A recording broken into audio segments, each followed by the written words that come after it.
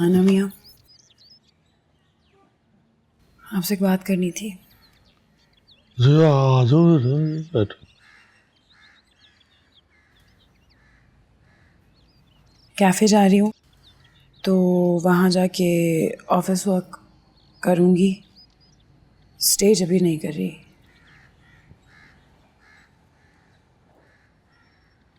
उसने जो तुम्हें ठीक लगता है ना वो कार मेरा पुत्र।